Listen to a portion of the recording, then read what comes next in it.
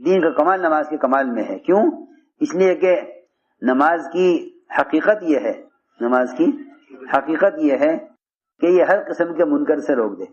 یہ نماز کی خاصیت ہے، یہ نماز کی خاصیت ہے کہ نماز منکر سے روک دے. یہ نماز کی خاصیت ہے. جیسے کلمہ لا الہ الا اللہ، اس کی خاصیت ہے کہ یہ کہنے والے کو حرام سے روک دے، کہنے والے کو حرام سے روک دے. یہ کلمے کی خاصیت ہے، یہ کلمے کا اخلاص ہے، کہنے والے کو حرام سے روک دے.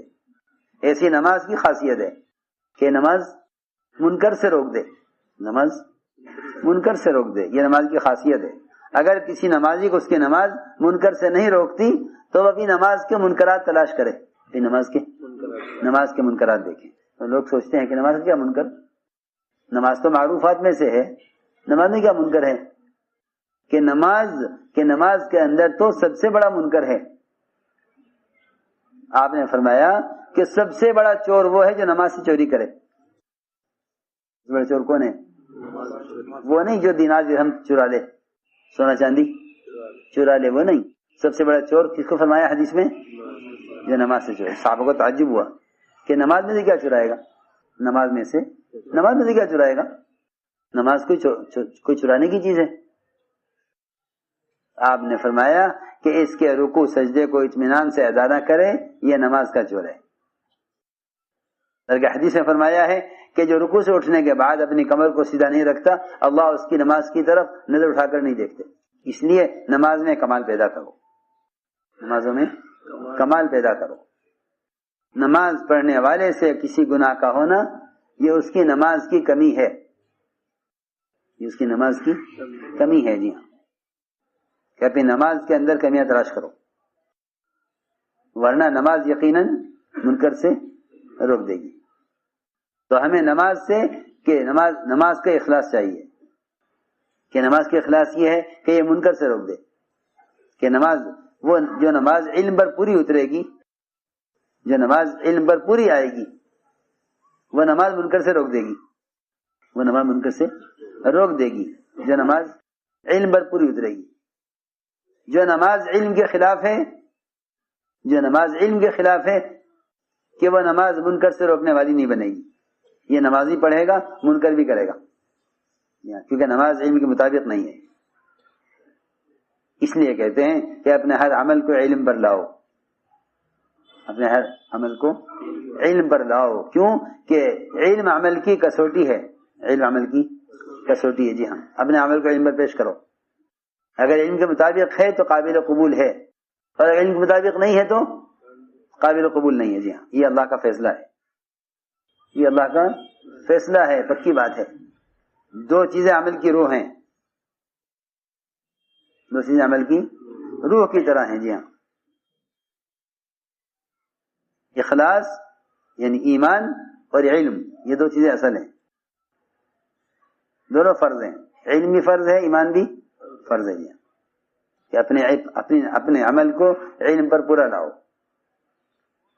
کیونکہ جس عمل کے اندر علم نہیں ہے اور ایمان نہیں ہے وہ عمل قابل قبول نہیں ہے، وہ عمل قابل قبول نہیں ہے. جس عمل میں علم اور ایمان نہ ہو، جس عمل میں کیا نہ ہو، علم اور ایمان، کہ وہ عمل قابل قبول نہیں ہے.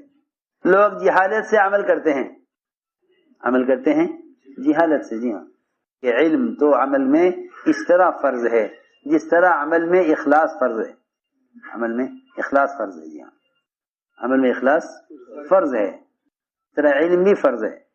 جو عمل اخلاص والا نہیں ہے وہ قبول نہیں ہوگا، تو جو عمل علم کے خلاف ہے وہ بھی قبول نہیں ہوگا. وہ عمل مردود ہے جو علم کے مطابق نہ ہو، جیسے وہ عمل مردود ہے جس میں اخلاص نہ ہو. اس لیے عمل کے لیے دو چیزیں شرط ہیں، علم اور ایمان، علم اور ایمان. کیونکہ ایمان اخلاص ایک ہی چیز ہے، ایمان اور اخلاص ایک ہی چیز ہے. جیسے ریا اور شرک ایک چیز ہے، ریا اور شرک ایک چیز ہے. جی اس طرح ایمان اور اخلاص ایک ہی چیز ہے. پوچھا گیا آپ سے کہ یا رسول اللہ ایمان کسے کہتے ہیں؟ آپ نے فرمایا کہ ایمان اخلاص کو کہتے ہیں، ایمان اخلاص کو کہتے ہیں. اس لیے دوستو عزیزوں، ہمیں دعوت سے علم کا بھی اخلاص چاہیے، اس کے اخلاص علم کا اخلاص. دعوت سے علم کا بھی اخلاص چاہیے. کہ علم کا اخلاص کیا ہے؟ کہ علم کا اخلاص یہ ہے کہ یہ مومن کے اندر اللہ کا خوف پیدا کرے. جی ہاں، جس کے دل میں اللہ کا ڈر نہیں ہے وہ عالم نہیں ہو سکتا. سنو، وہ عالم نہیں ہو سکتا. جس کے دل میں اللہ کا خوف نہ ہو وہ عالم نہیں ہو سکتا. کتاب یاد ہونا الگ بات ہے. میں تو حضرت کی بات نقل کر رہا. حضرت فرماتے تھے کہ کتاب تو غیر مسلم بھی یاد کر لے گا، دماغ اس کے پاس بھی ہے. کون؟ غیر مسلم. جی ہاں، وہ بھی کتاب یاد کر لے گا. آنکھ اس کے پاس بھی ہے، دماغ اس کے پاس بھی ہے. جی ہاں، اس کے پاس دل نہیں ہے. بس اس کے پاس دل نہیں ہے. جی ہاں، ورنہ دماغ اس کے پاس بھی ہے. کہ علم کا تقاضا تو یہ ہے کہ یہ علم اللہ کا ڈر پیدا کرے. انما یخشی اللہ من عبادہ العلماء، کہ اس کے سوا اور کوئی بات نہیں ہے کہ اللہ کے بندوں میں سے اللہ سے ڈرنے والے کون ہیں؟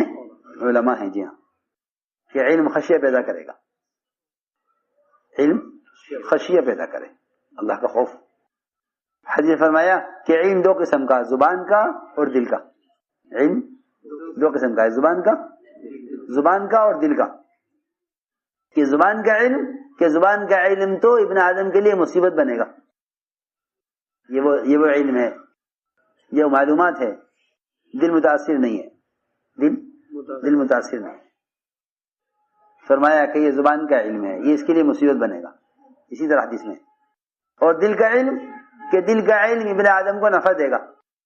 دل کا علم اس کو نفع دے گا. جی ہاں، کیونکہ دل کا علم اس کے اندر خوف پیدا کرے گا. خشیے کی جگہ، خوف کی جگہ دل ہوتا ہے. خوف و خشیے کی جگہ دل ہے. جی ہاں، اس لیے فرمایا کہ علم دو قسم کا ہے، زبان کا اور دل کا. کہ زبان کا علم اس کے لیے مصیبت بنے گا، اور دل کا علم اس کو، کہ دل کا علم اس کو نفع دے گا. کہ اس لیے علم کی دعوت دو تاکہ دعوت سے علم میں رسوخ بھی پیدا ہو. یہ بھی ایک بات ہے. کیونکہ دیکھو، وہ مال اور دنیا کہ اگر اس کو غربا پر، فقراء پر، یتیم اور مساکین پر اس مال کو خرچ کیا جاوے تو اللہ رب العزت اس کا بدلہ عطا فرماتے ہیں خرچ کرنے والے کو. ایسا ہی ہے نا کہ ہاں، کہ خرچ کرنے والے کو اس کا بدلہ ملے گا، اجر آخرت میں، اور اس کا بدل دنیا میں. حدیث میں آتا ہے کہ اگر ایک مسکین کو اپنا پرانا کرتا پہنا دیا، پرانا کرتا جو اتار کے اپنے سے بیکار ہو گیا ہے، کہ وہ پرانا کرتا اگر کسی مسکین کو پہنایا تو جب تک اس کرتے کا ایک تاگا بھی اس مسکین کے بدن پر رہے گا، پہنانے والے کو اجر ملتا رہے گا. پہنانے والے کو اجر ملتا رہے گا، چاہے پہنانے والا مر جائے، قبر میں چلا جائے، ختم ہو جائے. جی ہاں، مسکین کے بدن پر پورا کرتا نہیں بلکہ ایک دھاگا بھی اس کرتے کا اگر اس کے بدن پر رہ گیا، اس وقت تک پہنانے والے کو اس کا اجر ملتا رہے گا. یہ تو دنیا کے لیے ہے. اگر کوئی عالم اپنے علم سے دوسرے کو نفع پہنچاوے تو اللہ رب العزت جب مال خرچ کرنے والے کو مال دیں گے تو علم خرچ کرنے والے کو علم کتنا دیں گے؟ کبھی غور کیا اس پر؟ مجھے اللہ نے یہ علم دیا ہے، اگر میں یہ اللہ کی مخلوق کو پہنچاؤں تو اللہ اس پر مجھے کیا دیں گے؟ جی ہاں، کہ دونوں کا وعدہ ہے کہ ہم معلم کے رزق میں برکت کریں گے اور اس کے علم میں اضافہ کریں گے. سنو، کیونکہ اپنے علم سے ہماری مخلوق کو ہماری ذات سے جوڑنا چاہتا ہے. ہماری مخلوق کو ہماری ذات سے جوڑنا چاہتا ہے علم کے ذریعے. جب ایک مسلمان کی مالی ضرورت کے پورا کرنے سے مال میں اضافہ ہوتا ہے تو ایک مسلمان کی علم کی ضرورت کے پورا کرنے سے علم میں اضافہ نہیں ہوگا. اور رزق کی تو کیا بات ہے، اللہ اکبر. حضرت کی باتیں یاد پڑھا کرو. حضرت فرماتے تھے کہ جتنے کالجوں میں اسکولوں میں پڑھاتے ہیں نا ماسٹر صاحب، جب تک تم پڑھاتے رہو گے تمہاری تنخواہ کا رزق ہماری تنخواہ ہمارے دی، بیمار ہو گئے ہم علاج کرائیں گے، مکان ہم دیں گے، ضروریات ہم پوری کریں گے. جب تم ہمارے کام کے نہیں رہو گے تو پھر ہم تمہیں کیا دیں گے؟ پینشن دیں گے. جی ہاں، تمہارے کام کے نہیں رہے لیکن تمہیں پینشن ہم دیں گے. سنو، ہر سمجھتے تھے حکومت کا جہل پڑھا کر پلنے کا یقین ہے، اللہ کا علم پڑھا کر پلنے کا یقین نہیں ہے. اس کی بات ہے، حکومت کا جہل پڑھا کر پلنے کا یقین ہے کہ حکومت پالے گی، کیونکہ ہم حکومت کا جہل پڑھا رہے ہیں، وہ پالے گی. اللہ کا علم پڑھا کر پلنے کا یقین نہیں ہے. ابو ہریرہ رضی اللہ تعالیٰ عنہ حدیثیں سب سے زیادہ حدیثوں کے حافظ تھے.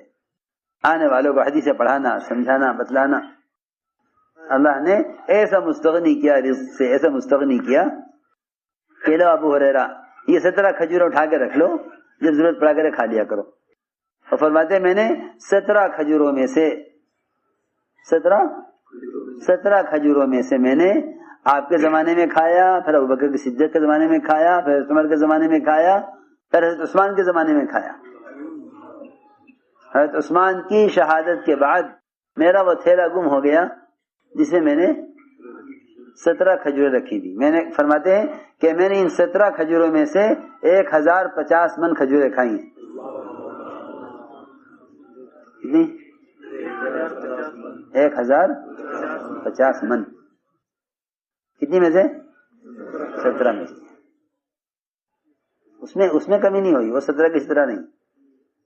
اس تھیلے میں سے کھجوریں نکالی جاتی تھی، اس میں ڈالی نہیں جاتی تھی. ہمارا علم بڑھا رہے ہو، ہم تمہیں پالیں گے. ہاں، یہ تھے مزے کہ ہمارا علم پڑھاؤ ہم پالیں گے. یہ تھی بات کہ سب سے زیادہ برکت کا عمل ہے، سب سے بڑا برکت کا عمل، سب سے بڑا برکت کا عمل کہ ہمارا علم بڑھاؤ ہم پالیں گے.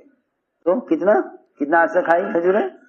آپ کے زمانے سے لے کر عثمان کی شہادت کے بعد تک.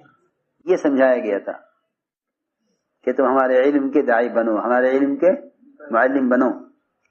اس لیے علماء کو متحرک بنایا ہے، علماء کو متحرک بنایا کہ نقل و حرکت کے ذریعے امت کو علم پہنچاؤ. کہ متحرک بنایا اور علماء کو بادل کی طرح بنایا، بادل کی طرح کہ خشک زمینوں میں تازگی آئے گی، یعنی جاہلوں میں علم آئے گا تو ان کے اندر کی صلاحیتیں حق پر لگیں گی، امت کے مسائل حل ہوں گے اس سے کہ تم علم کو لے کر ایسے پھیرو جیسے بادل پانی لے کر پھرتے ہیں. یہاں اور زمینوں کو جا کے سیراب کرتے ہیں. یہ تھی بات کہ علماء متحرک تھے علم کو لے کر، کیونکہ علم امت کی امانت ہے. علماء طالب ہے، امت مطلوب ہے. علماء طالب ہے، امت مطلوب ہے. یہاں ساری امت مطلوب ہے علماء کو. علماء کی ذمہ داری ہے کہ اس کام کا جو اصل مقصد ہے، نقل و حرکت کا جو اصل مقصد ہے وہ امت کو جہالت سے نکالنا ہے. یہ اصل مقصد ہے خروج کا، کہ نفر ہے تفقہ فی الدین کے لیے. نفر کے لیے ہے تفقہ فی الدین کے لیے نفر ہے کہ علم کو لے کر پھرو بادلوں کی طرح. امت میں جمود ہے جیسے زمین کے اندر جمود ہے اور بادلوں میں حرکت ہے. امت میں جمود ہے. حدیث میں دونوں کی مثال دی اسی طرح کہ آپ کا لایا ہوا علم وہ تو بادل کی طرح، اور علماء انبیاء کے وارث، اور علم اور ہدایت بادل کی طرح. یہ حدیث میں صحیح روایت ہے. مثل ما بعثني الله به من الهدى والعلم كمثل غيث، کہ جو علم میں لے کر آیا ہوں ہدایت کہ وہ بادل کی طرح اور امت زمین کی طرح. بتاؤ حرکت کون کرتا ہے، زمین یا بادل؟ جی ہاں، موٹی سی بات ہے کہ امت زمین کی طرح یہ حرکت نہیں کرے گی، علماء بادل کی طرح یہ حرکت کرے گی. یہاں برسوں جا کر امت پر، برسوں امت پر جا کر، اور ان کو نکالو ان کے ماحول سے تاکہ ان کے اندر کی صلاحیتیں ابھر کر آئیں. وادیاں پانی کو جمع کرتی ہیں، اچھی زمینیں پانی کو جذب کرتی ہیں، اور اس کے اندر کی سارے سبزے اور اس کے اندر کی ساری صلاحیتیں ابھر آتی ہیں، جس سے ہر ایک کو نفع ہوتا ہے، ساری مخلوق کو نفع ہوتا ہے، ساری مخلوق کو نفع ہوتا ہے. یہ تھی بات. اس لیے میرے دوستوں عزیزوں، یہ ہے نقل و حرکت کا اصل مقصد. کہ اعمال میں اعمال یقین بڑھاویں، اور امت میں باعتبار امت کے دین انقلاب آوے، افراد کے نہیں، باعتبار امت کے، جی ہاں دین انقلاب آئے باعتبار امت کے، اس لیے اپنے دین کو لے کر حرکت میں رہنا ہے، دین انقلاب آئے باعتبار امت کے، اس لیے اپنے دین کو لے کر حرکت میں رہنا ہے۔